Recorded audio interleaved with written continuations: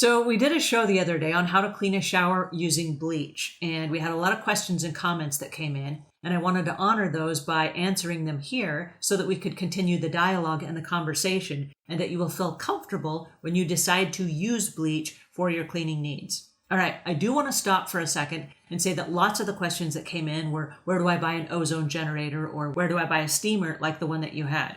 Below every YouTube show, there are the words show more. And if you click on the show more, it takes you to a list of all the products that we use during the show, including personal protective equipment. So yay. And then if you're listening to this as a podcast, if you double click on the title on your smartphone, it will open the list as well. And you can click on that and that will take you to the links of where to buy those. I will put a disclaimer in here that many of the products that we link to and recommend are affiliate links, which means we make a small percentage of the purchase if you buy it through those links. And so that provides us to pay for the cost of the show and the production, which makes this show available to read by closed captioning in 191 languages worldwide. So thank you for helping us spread and up-level the cleaning industry in 191 languages worldwide. Thank you so much for that.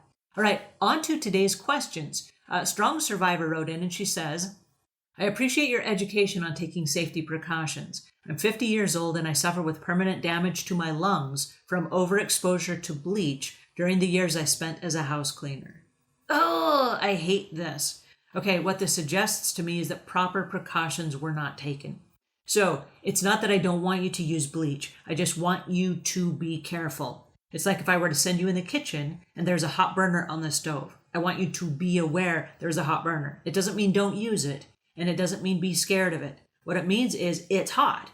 And so if you're going to go around it, if you're going to work around it, if you're going to cook on it, you have to be very careful so that you yourself do not get burned and that you don't melt other things that are nearby that you might accidentally slide on the hot burner, right? You have to take precautions if you're going to use the hot burner, just like you have to take precautions of using bleach. Now, the fumes that we breathe of bleach, it's part of what bleach is, right? That's what bleach is made of. It includes fumes. And so knowing that, we need to make sure that we're wearing personal protective equipment and that we're using it in isolated situations and that we are taking proper care with proper ventilation, or in this particular case, we turned off the ventilation and we used ozone to decompose the smell.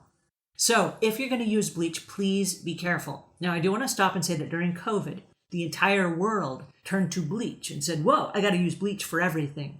And I've never seen a greater misuse of bleach. Property damage to the millions of people spraying bleach on things and leaving it for 10 minutes trying to disinfect it. Ruining church pews and wood and flooring and walls and office desks and all kinds of stuff. So it was like turning on the burner and then just lighting the house on fire, right? It was a complete misuse. So I want to stop for a second and say there's a time and a place for bleach, but it is not for all cleaning situations, okay? All right, and the next question is from Pat Flagel, who says, I wear an actual respirator when using harsh chemicals such as bleach. All right, if you're using chemicals all day, every day, I do recommend that you use a respirator of some sort. In this particular situation, we're applying the bleach for less than 60 seconds. And the important thing is you have to have on hand what you're going to use. And so if you're going to a house and the only thing that you're going to be using bleach on in the entire house is inside one shower, you'll probably not have a respiratory mask with you for that one shower. And so what's going to happen is there will be house cleaners that get on a job and they're going to say, oh, I didn't bring the mask for this one shower. Then they're not going to have it and they're not going to have any mask at all. So I'd rather you have some kind of a mask than no mask at all. Now, I will leave links in the show notes to the actual video that we recorded the other day. But when we get inside the shower, in that video, we said these words. We're going to hold our breath when we get inside the shower to spray the walls down with bleach because we don't want that active breathing while we have bleach in our hands or while we're in a tight surface or a tight area like an enclosed shower. And this one was enclosed with glass and ceramic tile. So we're going to take a breath. We're going to get inside the shower. We're going to hold our breath. We're going to spray. We're going to get out of the shower, take another breath, get back in and finish the job. After we're done with that, we're going to get out of the shower, turn on the ozone machine, lock our ozone chamber, and get out, okay? We're not going to stay in for either the ozone or the bleach. So I want you to have on hand what you're going to use. And if it's unlikely that you will have the respiratory mask with you, I would rather you have some sort of a mask just as extra protection. All right, and the next question is from Fronos Manfredi, who says, I just ordered my ozone generator. Is it a bad idea to let the heater run when the ozone generator is going? The answer is yes, it's a bad idea to have the heat or the air conditioning on if you're running ozone inside a house which you are occupying.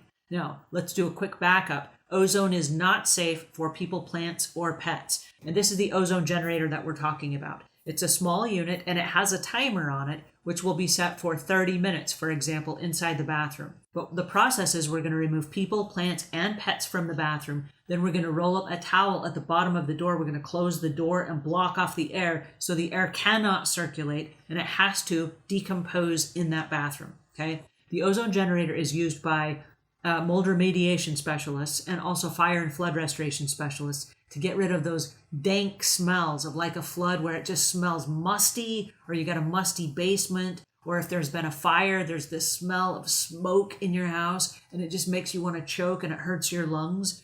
The ozone generator will come in and it will decompose the smell. And how it works is the ozone is a blue gas and it has 3 oxygen molecules instead of 2. So 2 is the regular air that we breathe, which decomposes when it connects that extra atom to regular oxygen. It starts decomposing really quick and it breaks down the smell. So we use it like in a hotel room. If you've ever been to a hotel room where you walk in and you're like, the smell. It's chemical on top of chemical.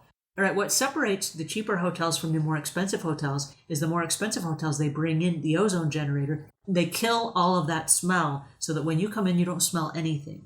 You just walk in and it's clean and it's nice. That's the same thing that we're going to do when we use bleach inside a customer's home. We want to break down the smell with ozone so that we're not leaving them to walk in after a day of work and go, there's all this bleach smell in my house, right? So that's the purpose of using the ozone when we're using bleach.